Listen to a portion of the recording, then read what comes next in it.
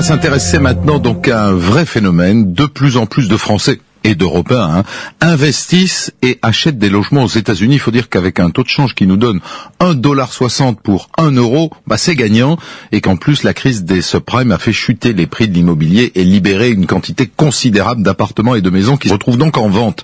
On va rejoindre tout de suite à New York l'ami Philippe Antoine. Bonjour Philippe. Bonjour. Vous êtes allé, Philippe, en Floride notamment, et vous avez rencontré pas mal de Français qui viennent d'acheter ou qui vont acheter. Oui, essentiellement à Miami, au sud de la Floride. Alors on a l'image du soleil toute l'année, des longues plages, de l'eau magnifique et des palmiers, ça on connaissait. La nouveauté, c'est le marché immobilier. Philippe, parmi ces Français qui viennent investir à Miami, vous allez nous présenter Christophe et Stéphanie. Voilà, je vous emmène avec eux au 34e étage d'une tour neuve dans le centre de Miami pour visiter un appartement.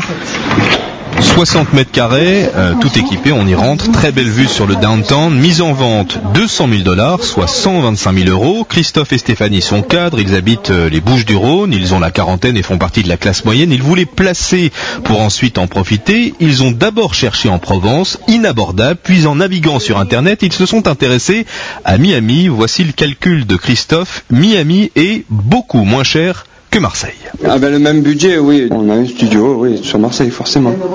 Ici, on se retrouve avec ce qu'on a visité aujourd'hui, 60 mètres carrés, dans un loft très contemporain, et avec des prestations style parking, piscine, clubhouse, oui, effectivement, le design et la ville de Miami. Pour moi, aujourd'hui, c'est une grosse différence. C'est pour ça que l'on se porte là-dessus. Et sur Miami, oui. Alors, Christophe et Stéphanie sont en ce moment dans l'avion de retour. Ils ont signé hier, grâce à Laurence, pour cet appartement de 60 mètres carrés. Le prix, finalement, $175 000. Cela fait 110 000 euros, soit 1820 euros du mètre carré. Stéphanie n'était jamais venue à Miami. Il y a 2 mois, elle n'aurait jamais imaginé acheter aux États-Unis.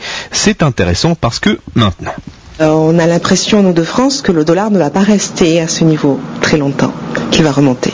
Après les élections présidentielles américaines. Voilà. C'est maintenant, quoi. C'est maintenant. Il faut être assez réactif. Aujourd'hui, le changement, c'est qu'avec l'euro et la crise immobilière, il n'y a plus seulement que les riches qui peuvent acheter en Floride. La nouvelle clientèle, ce sont des jeunes, moins de 50 ans, souvent, qui investissent en se disant qu'un jour, peut-être, ils iront s'installer au soleil. Voilà, en résumé, Christophe, si vous avez des économies et si vous aimez les États-Unis et en particulier Miami, un conseil, allez-y, it's a good deal en ce moment. Ok, thank you. Au revoir Philippe, en direct des États-Unis.